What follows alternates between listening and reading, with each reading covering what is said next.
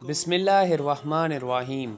ابن عمر رضی اللہ تعالیٰ عنہ نے مغرب کی نماز اس دن دیر میں پڑھی تھی جب انہیں ان کی بیوی صفیہ بنت ابی عبید کی سخت بیماری کی اطلاع ملی تھی۔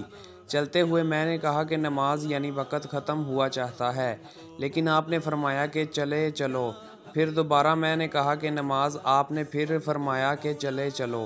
اس طرح جب ہم 2 یا 3 میل نکل گئے تو آپ اترے اور نماز پڑھی۔ پھر فرمایا کہ میں نے خود دیکھا ہے کہ جب نبی کریم صلی اللہ علیہ وسلم سفر میں تیزی کے ساتھ چلنا چاہتے تو اسی طرح کرتے تھے۔ عبداللہ بن عمر رضی اللہ تعالیٰ عنہ نے یہ بھی فرمایا، میں نے خود دیکھا کہ جب نبی کریم صلی اللہ علیہ وسلم منزل مقصود تک جلدی پہنچنا چاہتے تو پہلے مغرب کی تکبیر کہلواتے اور آپ اس کی 3 رکعت پڑھا کر سلام پھیرتے، پھر تھوڑی دیر ٹھہر کر عشاء پڑھاتے اور اس کی 2 ہی رکعت پر سلام پھیرتے۔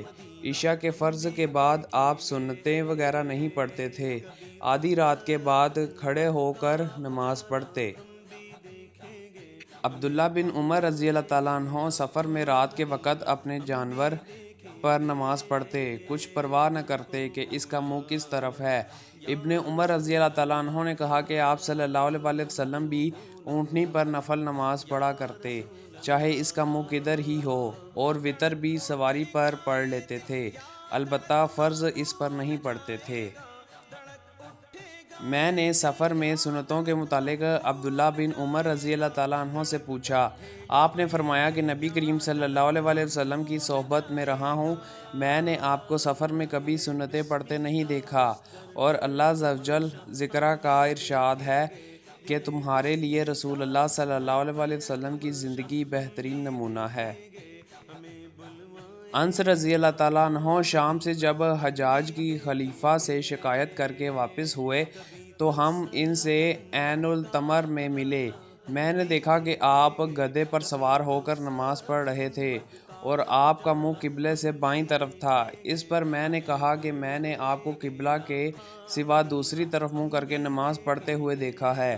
انہوں نے جواب دیا کہ اگر میں رسول اللہ صلی اللہ علیہ وسلم کو ایسا کرتے نہ دیکھتا تو میں بھی نہ کرتا۔ اس روایت کو ابراہیم ابن طہمان نے بھی حجاج سے، انہوں نے انس بن سیرین سے، انہوں نے انس بن مالک رضی اللہ تعالیٰ عنہ سے، اور انہوں نے نبی کریم صلی اللہ علیہ وسلم سے بیان کیا ہے۔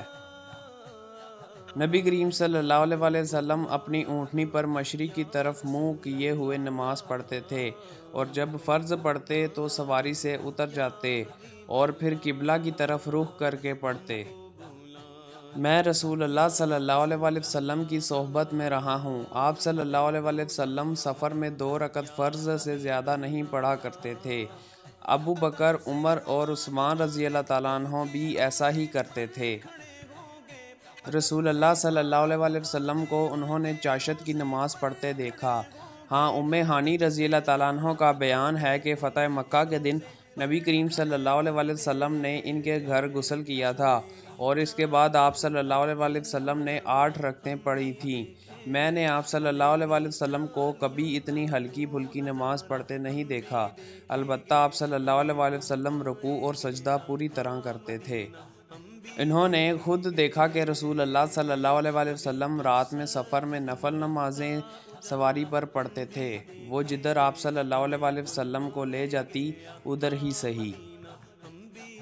رسول اللہ صلی اللہ علیہ وسلم سفر میں ظہر اور عصر کی نماز ایک ساتھ ملا کر پڑھتے، اسی طرح مغرب اور عشاء کی بھی ایک ساتھ ملا کر پڑھتے تھے۔ نبی کریم صلی اللہ علیہ وسلم کو اگر سفر میں جلد چلنا منظور ہوتا تو مغرب اور عشاء ایک ساتھ ملا کر پڑھتے۔ رسول اللہ صلی اللہ علیہ وسلم اپنی اونٹنی کی پیٹھ پر، خواہ اس کا منہ کسی طرف ہوتا، نفل نماز سر کے اشاروں سے پڑھتے تھے۔ عبداللہ بن عمر رضی اللہ تعالیٰ عنہ بھی اسی طرح کیا کرتے تھے۔